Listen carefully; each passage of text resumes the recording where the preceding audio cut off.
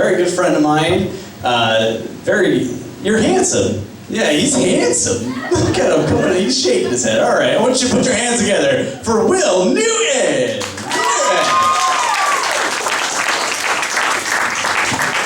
Fuck you.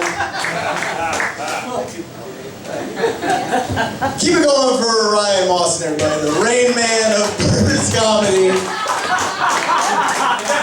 Keep it going, most definitely. I wish I had your balls as all to just come up here and just read whatever I had in a notebook. Anyways, so I was jerking off to internet pornography the other night, and I realized that a lot of people are probably doing the same thing that I'm doing at that time, you know, babysitting. I'm gonna be a terrible father, I think. I'm really gonna be a bad, whatever part, like reptile part of my brain that is supposed to feel empathy for like a dumber, smaller version of me is just not there, it's turned off. You know, I was at the beach the other day, and I saw a little girl, and she was completely by herself, she was down by the surf, just playing by herself, no adult supervision whatsoever. And I looked at her and I was like, oh my God, like, that little girl's gonna drown. And like, you know, not 5 seconds later, she, you know, blah, blah, and she's gone, just like that. And my first thought was not like, how do I get down to save that little girl? It's like, holy shit, I'm fucking psychic. You know? I'm not gonna tell you what happened to that little girl because that's not the point of the story. You know, the point of the story is that I tried to levitate her out of the water with my mind. No dice. Oh. So I just graduated from FSU recently. Thank you. Thank you. I'm still here, so don't move yet. I grew up in Tallahassee. This is my hometown. I'm ready to get the fuck out. I hate it here. I'm just ready to go somewhere and do something. Post-graduation is really weird. Like I keep doing the same thing over and over and over again. I'm like living like a shitty sequel from that movie Groundhog's Day. You know? Except all my choices matter. That's the worst part, you know.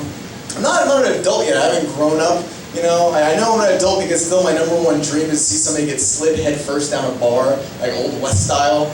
You know? Oh, fuck you guys, how awesome would that be? You're sitting in a bar and you have to move your drink out of the way and go, whoa! Shouldn't have scuffed Dirty Jake's boots, city slicker.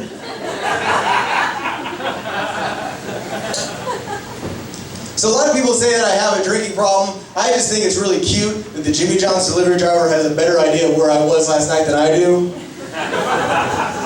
It's always a fun game I play with myself. I call them the next morning and they're always like, yeah, of course, we'll get that second Jimmy John's order in 6 hours out to you right away. Tell me, are you still at the dumpster behind Arby's? No.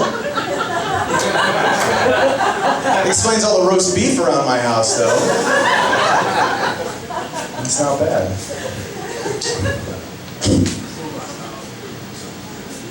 I'm going to do this next joke even though a certain member of the audience hates it.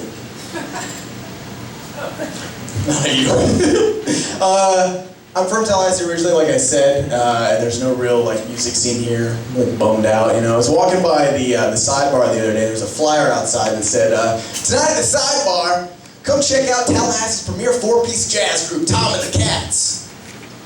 Not only is that the worst band name I've ever heard, it also tells me some pretty compelling things. You know, like number one, music is dead. Number two, there's a guy named Tom in the band, and he's a cunt. You know?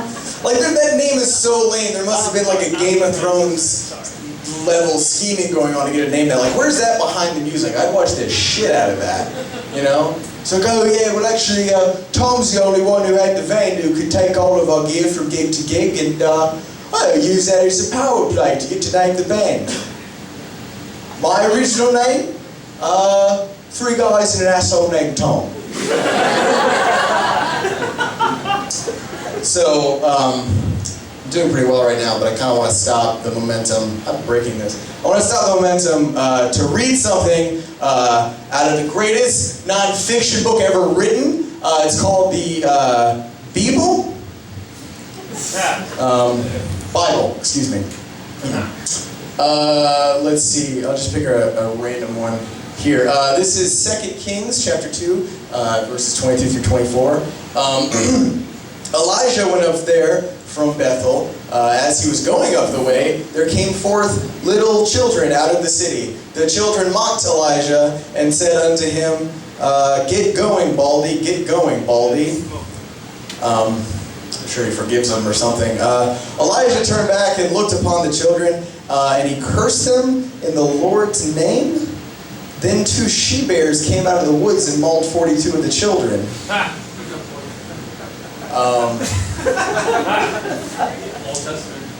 That's probably enough for Mr. God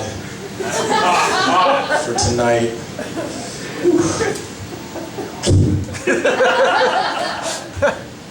So I went to the Monterey Music Festival recently. Had a great time. Monterey has this really cool, like any music festival, has got this really cool community vibe. You go there, you feel one with everybody else there. Not just because of drugs, because you're all together. It makes sense if you've experienced it. I was there, but I realized how rickety that community vibe is. Like I was waiting in line with a bunch of my friends who were waiting to see Paul McCartney, and a guy pushed past us carrying like what was at once the most sane thing I saw there, but at the same time the most batshit insane thing I saw. He was carrying a full plate of piping hot lo mein noodles. Let me repeat that with more details. I was in the middle of a farm in rural Tennessee, 10 miles away from the nearest gas station, and a man walked by me with a plate of lo mein noodles. They don't make lo mein noodles in Tennessee. It would have made more sense if you would be carrying a full-grown Chinese woman through the crowd. It was really weird. He was trying to make excuses for it, like, excuse me, I gave this to my wife, and apparently his wife was somewhere there and really needed lo mein noodles for some reason. So, we let him through, and, there was that really good community vibe in Monterey. So we saw him, how hard he was trying to get to his wife, so we started a chant to help him along. And it was, "Get him to his wife. Get him to his wife." And that very quickly turned into, "Give it to your wife. Give it to your wife." And it was great. We had like 2,000 people chanting it. And it was this massive, huge, great thing just for one little guy. And he finally got up to his wife, and then a really, really drunk guy right next to me shouted, "And if he doesn't give it to her, then we will!" With all the confidence of a man starting a revolution by himself, Like, what did he want? He wanted that to be the Bonnaroo where, we saw Paul McCartney and we fucked that guy's wife? Like, what's the end game in that?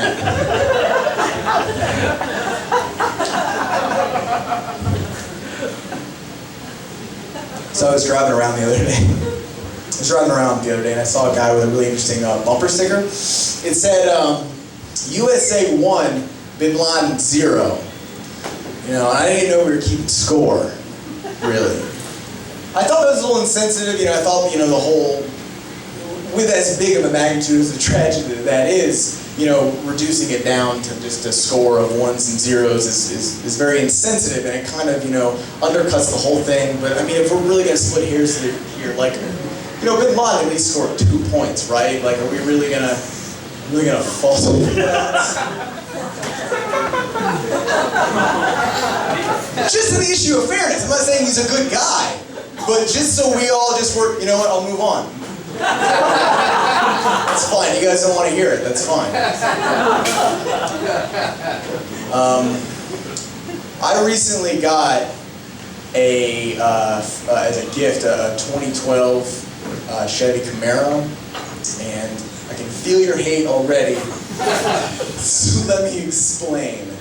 It was not my first choice. The car was actually picked out by my cousin, who's 16 years old and doesn't have the maturity enough to know that the Camaro is like the faux hawk of cars. And so he picked it out, and then he got busted for selling a half-eighth of weed to one of his friends. So that's right, the war on drugs is working. And now Scarface of Moultrie, Georgia is in jail, I guess. So anyway, he gets picked up for the marijuana possession, and then my grandpa gives the car to me because I just graduated. And at first I was really excited. I'm like, awesome, I get to drive a Camaro. And then I'm like, oh shit, people have to see me driving a fucking Camaro. Because I don't know if you guys know this, but when you drive a Camaro, it's not something you do, it's something you are. Right? When somebody sees you driving a Camaro around, they assume a lot of things, like you're gonna cut them off, or you're a date rapist, or your name is really something douchey like Chode Krogerson, you know?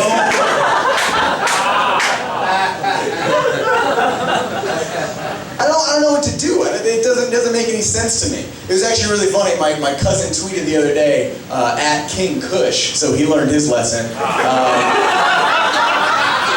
If you guys want to get in touch with him, at King Kush, my 16-year-old cousin tweeted the other day. He's like, man, look out my window. I'm so bummed there's no Camaro out my driveway. And I tweeted back and I'm like, huh. It's weird because there's one in mine. A lot of people say to me, like, how can you even, like, complain about having a Camaro? It's such a nice car. Do you really think you're better than everybody else? I'm like, yeah, I drive a fucking Camaro.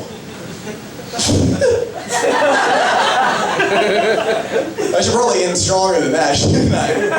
It was supposed to be the big one. Okay, here's one. I watch a lot of pornography. Pornography is so widespread now, I think everybody watches it. You watch it, sir. You definitely watch it, sir. Evil guy from a surfer movie. You definitely watch it. Over there. Porn's so widespread now.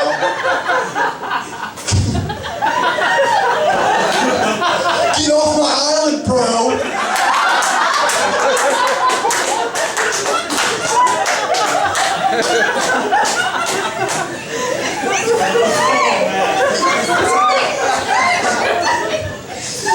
I'll finish. So, hey guys, I really like pornography. Pornography's so widespread now. Pornography's so widespread now. Everybody watches pornography. It's really great.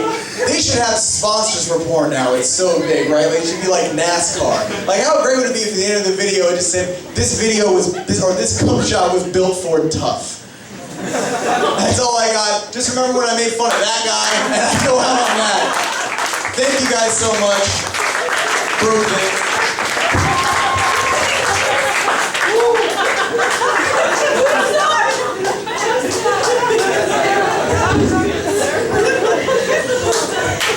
Is that the first time you've gotten that, sir? It was perfect. Yeah. You know what role to audition for if you ever want to go to Point Break 2. Hardly breaking. Folks, that was our show. I hope you enjoyed it. You were a wonderful crowd. Thank you for sticking around.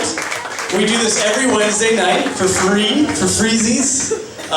Use Facebook. I'm not going to tell you to use Facebook. Use Facebook. Look us up. Comedians of Tallahassee. You'll see some familiar faces on the Book of Faces. And if you want to sign up, then come on this night and talk to Jason Boschel. You saw him. Or any of the other comics, and we'll hook you up with some stage time. Thank you again. Have a great night, everybody.